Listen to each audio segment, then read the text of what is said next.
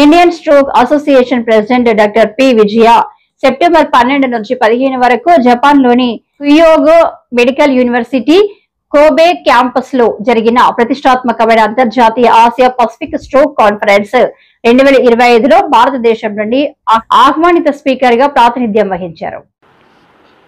ఈ ఏడాది conference theme అధునాతన స్ట్రోక్ కేర్ గ్లోబల్ మరియు లోకల్ ఛాలెంజెస్ కాగా ప్రెసిషన్ మెడిసిన్ తర్వాతి నిర్ధారణ అన్ని శాఖల సహకారం ద్వారా పక్షవాతం వల్ల వచ్చే ప్రపంచవ్యాప్తి భారాన్ని తగ్గించే దిశగా చర్చలు జరిగాయి. పక్షవాత నివారణ అత్యవసర చికిత్సల కోసం పనిచేస్తున్న అతిపెద్ద అంతర్జాతీయ వేదికలలో ఇది ఒకటి. భారతదేశం, Japan, New Zealand, China, Australia, Korea, Singapore, Switzerland, America, Ireland, Thailand, Taiwan, Vietnam, Hong Kong, Indonesia, Myanmar, Philippines, Sri Lanka సహా అనేక దేశాల నుంచి ప్రముఖ వైద్యులు పాల్గొని నూతన పరిశోధనలు మరియు క్లినికల్ అనుభవాలను పంచుకున్నారు. ఇండియన్ స్ట్రోక్ అసోసియేషన్ ISA అధ్యక్షులు డాక్టర్ పి విజయ ఈ సమావేశంలో సభ్య దేశాలతో సహకార రౌండ్ టేబుల్ ప్లాట్ఫామ్కు నాయకత్వం వహించారు. పక్షవాత నివారణ కోసం ప్రపంచవ్యాప్తి అవగాహనను పంచుకునే అవకాశాన్ని ప్రోత్సహించారు. ISA ప్రెసిడెంట్గా డాక్టర్ విజయ గారు తలపెట్టిన brain stroke time to act అవగాహన కార్యక్రమాన్ని, అలాగే వైద్యులు మరియు పారామెడికల్ సిబ్బందికి అందిస్తున్న ప్రత్యేక శిక్షణ మాడ్యూళ్లను పరిచయం చేశారు. వీటిలో తర్వాత నిర్ధారణ, అత్యవసర చికిత్స, మెరుగైన ఫలితాల కోసం శిక్షణ ఇచ్చి ప్రజలతో పాటు వైద్య రంగాన్ని కూడా బలోపేతం చేయడంపై దృష్టి సారిస్తున్నారు.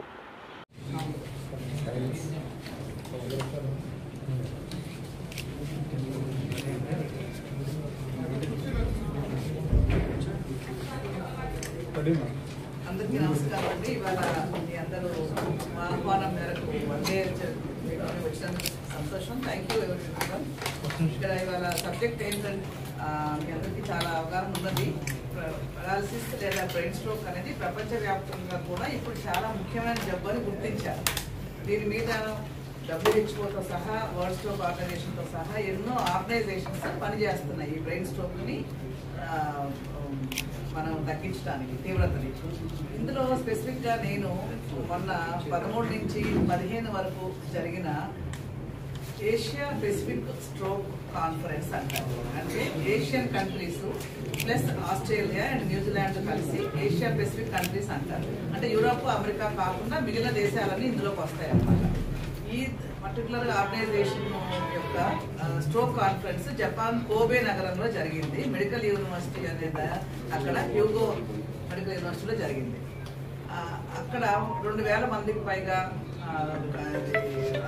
డెలిగేట్స్ వచ్చారు. 500 పేపర్లకు పైగా అక్కడ ప్రజెంటేషన్స్ జరిగినాయి వివిధ దేశాల నుంచి. అందులో మనకి ఆహ్వానం అందింది KPSC వాళ్ళ దగ్గర నుంచి. ఇండియన్ స్ట్రోక్ అసోసియేషన్ ప్రెసిడెంట్గా నాకు డాక్టర్ విజయ ఇన్విటేషన్ అందింది. వారు free registration, free accommodation provide చేశారు. అది చాలా రేర్ ఆనర్. అందుకే అంత దూరం వెళ్లాల్సి వచ్చింది. నాకు ఈ సందర్భంగా ఇన్వైటెడ్ ఫ్యాకల్టీ అంటారు. నేను కూడా అక్కడికి వెళ్ళి మా పరిశోధనల మీద 2 టాక్స్, ఒక మోడరేటెడ్ సెషన్ అండ్ ఒక రౌండ్ టేబుల్ కాన్ఫరెన్స్ పాల్గొన్నాను. 4 ఈవెంట్స్లో పాల్గొన్నాను as representative from India. And అంతేకాకుండా ఇంకో ముఖ్యమైన విషయము, నా ప్రపోజల్ అనేది నేను ఏషియా దేశాల్లో ఎక్కువగా యువత ఉంటారు. ఈ పెరాలసిస్ అనేది మనకి ఏషియా దేశాల్లో తొందరగా వస్తుంది. అమెరికాలో, యూరోప్లోనేమో 70 ఏళ్ళకి 60 ఏళ్ళకి వస్తుంటే మనకి ఆసియా దేశాల్లో 40 ఏళ్ళకే జబ్బులు స్టార్ట్ అయిపోతున్నాయి. అందుకని దీని మీద ప్రత్యేకంగా మనకి పరిశోధనలు జరిపి దీని నివారణకి చర్యలు చేపట్టాలనే ఉద్దేశంతో ఏషియా పెసిఫిక్ ఆర్గనైజేషన్ మొదలైందనమాట. ఈ సందర్భంగా నా ఒక సూచన మేరకు 20 దేశాలు ఉంటాయి, సభ్య దేశాలు APSOలో. 20 దేశాల రౌండ్ టేబుల్ కాన్ఫరెన్స్ అనేది ఒకటి ఫస్ట్ టైం మొట్టమొదటిసారిగా ఈ కాన్ఫరెన్స్లోనే ఆర్గనైజ్ చేశారు. మనం చెప్పినందుకు ఇది గుర్తుగా మనల్ని ఇది గుర్తించడమే కాకుండా వాళ్ళందరూ కూడా ఏషియా ప్రెసిడెంట్ అయిన APSO ప్రెసిడెంట్ ఆవిడ ప్రత్యేకంగా మమ్మల్ని అభినందించారు. అందులో ఏం చేశారంటే మనకి అరగంట కేటాయించారు మాట్లాడటానికి. వీళ్ళు అన్ని దేశాలకు కలిపి అరగంట కేటాయించారు. సో నేను వెళ్ళినప్పుడు వాళ్ళ విషయంలో మనం ఇక్కడ భారతదేశంలో మేము చేస్తున్న కృషి ఎట్లా అయితే మనం ఇండియన్ స్ట్రోక్ అసోసియేషన్ ఇక్కడ పెరాలసిస్ని నివారించడానికి ప్రజల్లో అవగాహన తేయడానికి గుర్తించడం ఎట్లాగా దాని ట్రీట్మెంట్స్ ఎలా తీసుకోవాలి రాకుండా ఎలా చేయాలి అనే దానికి మనకి మీకు తెలిసి మీ అందరికీ చెక్ బీపీ స్టాప్ స్ట్రోక్ అనే ప్రోగ్రామ్ మనం పెట్టాము. 18 ఏళ్ల నుంచి ప్రతి వాళ్ళు బీపీ చూపించుకుంటే సగం పెరాలసిస్ రావు అనేసి ఇలాంటి కొత్త కొత్త కాన్సెప్ట్స్ కూడా మనం భారతదేశంలో వేరియస్ స్టేట్స్లో చేస్తున్న విషయము వాళ్ళకి అక్కడ అన్ని వివరించాము. మన పవర్ పాయింట్ ప్రజెంటేషన్తో వివరించాము. వాళ్ళు కూడా చాలా ఇంప్రెస్ అయ్యి వాళ్ళు కూడా కొన్ని సలహాలు సూచనలు వాళ్ళ దేశంలో చేసే ఏం చేస్తారనేది ఇదంతా there was a very good discussion. ఎలాగ మనం కోఆపరేట్ చేసుకుని దీన్ని ముందుకు తీసుకెళ్ళాలి అనేది చర్చించాము. ఇంతేకాకుండా సైంటిఫిక్ సెషన్స్ జరుగుతాయి. అంటే ఒక్కొక్క భాగంలో నేను 2 విషయాల మీద మాట్లాడాను. ఒకటి స్త్రీలలో వచ్చే పక్షవాతం. అన్ఫార్చునేట్లీ ఏంటంటే ఈ పక్షవాతం అనేది స్త్రీలలో ఎక్కువగా సీరియస్గా వస్తుంది. 60% మరణాలు పక్షవాతంతో మరణాలు స్త్రీలలో జరుగుతుంది. ఎందుకంటే వాళ్ళకి పెరాలసిస్ రావటం అనేది తీవ్రంగా వస్తుంది, రికవరీ కూడా చాలా తక్కువగా ఉంటుంది. మనుషులు అప్పుడు ఉండే హార్మోన్ల తేడా మూలంగా లేకపోతే పిల్లలు పుట్టడానికో ఇంకో విషయానికో వాడే హార్మోన్ ట్రీట్మెంట్ల మూలంగా కూడా పక్షవాతాలు వస్తాయని గుర్తించారు. ఈ మధ్యకాలంలో పీసీఓడి అనేది మీ అందరికీ కొంచెం తెలిసే ఉంటుంది. పాలిసిస్టిక్ ఓవేరియన్ సిండ్రోమ్ అనేది ఒక సమస్య. 20-25% ఆడపిల్లల్ని చాలా ఇబ్బంది పెడుతుంది. ఈ జబ్బు కూడా కార్డియోవాస్కులర్ లింక్ అని గమనించారు. పరిశోధనలో తెలియదు ఏంటంటే ఈ సమస్య ఉన్న వారికి మెటబాలిక్ సిండ్రోము, హార్ట్ అటాక్సే కాకుండా పెరాలసిస్ అనేవి సంభవిస్తున్నాయి అనేసి కూడా కొత్తగా కనుక్కున్నారు. అందుకని ఇది చిన్న వయసులో కూడా ఇది మనకి అవగాహన ఉండాలి. సో దట్ వీళ్ళకి దాని నుంచి కూడా రక్షించాలి అనేది చర్చలు జరిగినాయి. రెండో important phase of women's life ఏంటంటే ప్రెగ్నెన్సీ వచ్చిన తర్వాత డెలివరీ అయ్యి 6 వారాల వరకు కూడా బ్రెయిన్ అనేది చాలా సున్నితంగా ఉంటుంది. వీళ్ళకి పక్షవాతాలు వచ్చే అవకాశం చాలా 4 రెట్లు ఎక్కువ ఉంటుంది ప్రెగ్నెన్సీ టైంలో. డెలివరీ అయినా కూడా 2 కారణాలు. అగైన్ మళ్ళీ బీపీ పెరుగుతుంది కొంతమందికి ప్రెగ్నెన్సీలో. దాన్ని hypertensive disorders of pregnancy, ఎక్లాంప్షియా, pre ఎక్లాంప్షియా అంటారు. ఒకప్పుడు అది గుర్రపాతం అనేది వచ్చిపోయేది అనుకునేవాడు. ఇప్పుడు మనకు తెలుసు ఈ స్త్రీలలో ఆ బీపీ అప్పుడు రావటమే కాకుండా తర్వాత లైఫ్లో కూడా వస్తుంది. దాని నుంచి కూడా మనం రక్షించాలి అనేది ఇప్పుడు పరిశోధనలో తేలింది. ఇంకో ప్రత్యేకమైన స్పెషల్ పెరాలసిస్ ఏంటంటే లేడీస్లో వచ్చేది సివిటి, సెరిబ్రల్ వీనస్ థ్రాంబోసిస్ అని అంటారు. అదేంటంటే ఆర్టరీస్ బ్లాక్ అయ్యే బదులు వెయిన్స్ బ్లాక్ అవుతాయి అన్నమాట. ఇది కూడా ప్రత్యేకంగా డెలివరీ తర్వాత వచ్చే అవకాశం చాలా ఎక్కువ. ఇవన్నీ కూడా రకరకాలుగా వస్తాయి కాబట్టి దాని యొక్క గుర్తించడము లేట్ అవుతుంది. ఆ లేట్ అవటం మూలంగా వాళ్ళు చాలా మంది డిజబిలిటీ అంటే చెయ్యి కాలుకోవటము, లేదా ఫిట్స్ రావటము, లేదా కోమాలో పోవటం వంటివి జరుగుతున్నాయి. ఇవన్నీ కూడా ఈ సదస్సులో చర్చించారు. ఇంకొక అంశం ఏం చర్చించానంటే వాస్కులైటిస్ అండ్ ఇన్ బ్రెయిన్. రక్తనాళాలు కొంతమందికి ఏం కారణం లేకుండా వస్తాయి. 30 ఏళ్ళకి, 20 ఏళ్ళకి, చిన్నపిల్లల్లో కూడా బీపీ ఉండదు, షుగర్ ఉండదు, కొలెస్ట్రాల్ ఉండదు, స్మోకింగ్ ఉండదు. అయినా కూడా వీళ్ళలో కొత్తగా ఈ మధ్యకాలంలో వాస్కులైటిస్ అనే జబ్బు మూలంగా కూడా బ్రెయిన్ పెరాలసిస్ వస్తుంది అని గమనించాము. దాని మీద పరిశోధన పత్రం సమర్పించాను నేను. దాంట్లో ఏమవుతుందంటే రక్తనాళాలన్నీ కూడా ఇన్ఫ్లమేషన్ వస్తుంది. రక్తాలన్నీ ముడుచుకుపోయేసి దాని మూలంగా పెరాలసిస్ వస్తున్నాయి. వీటికి ప్రత్యేకంగా గుర్తించడానికి కొన్ని పరీక్షలు, కొన్ని వెన్నునీరు పరీక్ష లేకపోతే యాంజియోగ్రామ్ వంటివి చేసి వాటికి ప్రత్యేకమైన ట్రీట్మెంట్స్ ఇవ్వాల్సి ఉంటుంది. ఇంత మనం ఎందుకు మాడుకోవాల్సి వస్తుంది అంటే ఒక 100 మందికి పక్షవాతం వస్తే దాంట్లో మనకి 50 మందికే కారణం తెలుసు. మనం మిగిలిన 50 మందిలో కారణం తెలియదు. ఇంకా చాలా విషయాలు జరిగే కొద్దీ ప్రతి సంవత్సరం మనకి పరిశోధనలో కొత్త విషయాలు వెల్లడవుతున్నాయి. ఆ పరిశోధనలో వెల్లడైన విషయాల్ని మనకి ప్రజానీకానికి ఎట్లా అయితే ఉపయోగపడుతుంది, దాన్ని మనం ప్రాక్టికల్గా ఎట్లా మనం ఉపయోగించుకోవాలి, వీళ్ళకి ఆ ఇన్ఫర్మేషన్ నుంచి మనం జనాల్ని ఎట్లాగా ప్రభావితం చేసి వాళ్ళని రక్షించుకోవడానికి అనేది ఉద్దేశం. ఈ సదస్సులో international speakers, world stroke leaders అందరూ కూడా పాల్గొన్నారు.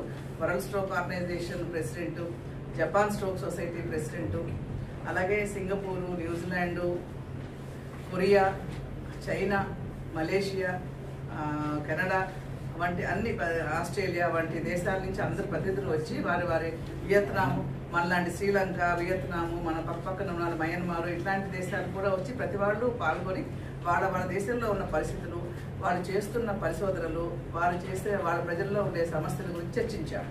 దీని ద్వారా ఏంటంటే ఒక్కొక్కరు కోఆపరేటివ్ చేసుకుని ఏషియన్ కంట్రీస్లో ఉన్న ప్రజానీకానికి ఉండే సమస్యలు, రిస్క్ ఫ్యాక్టర్స్, ప్రివెన్షన్ వీటి మీద చర్చించాము. ఈ 3 రోజులు జరిగిన ఈ కాన్ఫరెన్స్లో ఇందాక చెప్పినట్టుగా 500 పైగా పరిశోధన పత్రాలు సమర్పించారు. దానిలో భాగంగా మనం పాల్గొనడం చాలా చాలా ఉదాహరణ. ఇండియా నుంచి 4-5 ఇన్వైట్ చేశారు. వాళ్ళు ప్రత్యేకంగా నన్ను మా సెక్రటరీని ఇన్వైట్ చేశారు. సో ఇవన్నీ ఇంకా మీరు కూడా కొన్ని ప్రశ్నలు అడిగితే నేను ఏదన్నా ఉంటే చెప్తాను. అండ్ 5గురిలో పెరాలసిస్ రిస్క్ ఉందని, హార్మోన్ ట్రీట్మెంట్స్ పెరాలసిస్ రిస్క్ ఉందని ఇవన్నీ గమనించమని చెప్తా ఉన్నారు.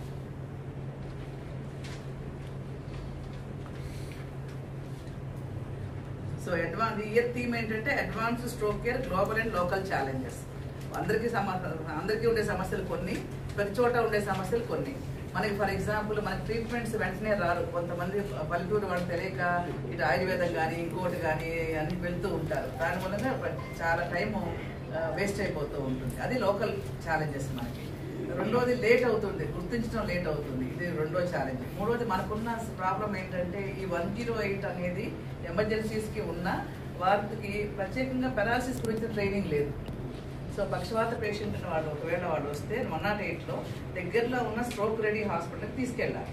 ఆ విషయం వాళ్ళ ట్రైనింగ్ లేకపోవడం మూలంగా వాళ్ళు ఎక్కడ దగ్గరలో ఉన్న హాస్పిటల్కి ఇంకొకరికి తీసుకెళ్ళడం మూలంగా అది కూడా లేట్ అవుతుంది. ఇవన్నీ మనము సింపుల్గా మనం కరెక్ట్ చేసుకోగలిగిన విషయాలు. ఆల్రెడీ ఉన్న సిస్టమ్ని మనం బెటర్ చేసుకొని ఈ పక్షవాత సమస్యని మనం అధిగమించడానికి, దీని యొక్క బర్డెన్ని మనం తగ్గించుకోవడానికి మీ అందరి సహకారంలో plus government policy makers, NGO organizations, academic centres, government hospitals, physicians, న్యూరాలజిస్టులు, ఎమర్జెన్సీ డాక్టర్స్ వీళ్ళందరూ కూడా ఒక సమిష్టిగా ఏర్పడి మనందరం కలిసి కృషి చేస్తేనే ఈ సమస్య పరిష్కారం.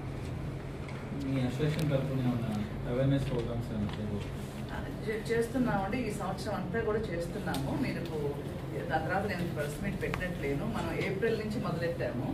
చెక్ బీపీ స్టాప్స్లో కూడా మొట్టమొదటి మన గుంటూరులోనే మొదలెట్టాము. మన కృష్ణబాబు గారు వచ్చి ఆ రోజు ఇనిషియేట్ చేశారు. అట్లా మొదలెట్టిన ప్రోగ్రాము గుంటూరు, నెల్లూరు, ఒంగోలు చేసి తర్వాత రాయ్పూర్ పెట్టి చేశాము. అక్కడ కూడా చాలా మంచి స్పందన వచ్చింది. నెక్స్ట్ హైదరాబాద్లో చేశాము, తర్వాత జైపూర్లో చేశాము. ఇప్పుడు రేపు భోపాల్ వెళ్తున్నాము. అక్టోబర్లో భోపాల్లో చేయబోతున్నాము. ఈ విధంగా మనము ఇండియాలోని వేరే వేరే స్టేట్స్కి వెళ్తున్నాము అనమాట. ఆంధ్రప్రదేశ్లో కూడా మనకు డ్యూ ఉంది. నేను కూడా ఇక్కడ కూడా చేయాలి. అది బహుశా ఈ అక్టోబర్ అంతా స్ట్రోక్ మంత్ నేను బాస్లోనే వెళ్ళాలి. నవంబర్లో చేద్దామని అనుకుంటున్నాను. ఆర్డినెన్స్ చిన్న వయసులో కూడా BP, sugar, overweight, smoking, alcohol, వంశపారంపర్యం కామన్. ఇది పెద్ద వయసులోను చిన్న వయసులోను సేమ్, అవన్నీ కామన్.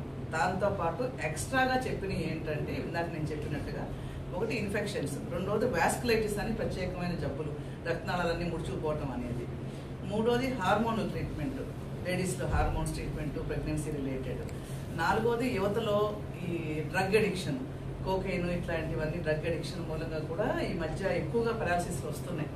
ఆల్మోస్ట్ ఒక స్టడీ ఒకటి ప్రజెంట్ చేశారు, 20% మందికి అదే కారణం ఉంది ఒక స్టడీలో. So it's very alarming. Everything is becoming more complicated. ఇంకా మనం కొన్ని కంట్రోల్ చేసుకుంటూ వస్తుంటే కొత్త మళ్ళీ రిస్క్ ఫ్యాక్టర్స్ వస్తున్నాయి అనమాట. Pollution, air pollution is also linked to the paralysis. So high BP ఇది అన్నిటికంటే ముఖ్యం. చాలా మందికి తెలియదు, చిన్న వయసులో కూడా బీపీ ఉండొచ్చు.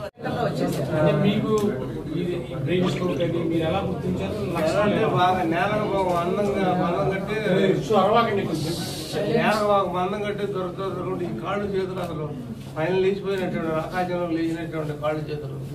మన స్వాధీనంలో అంబులెన్స్ ఇక్కడికి వచ్చిన డాక్టర్ గారు ఇండికేషన్ చేసినాక సాయంత్రం 8:30 మాకు బాగా సోచింది.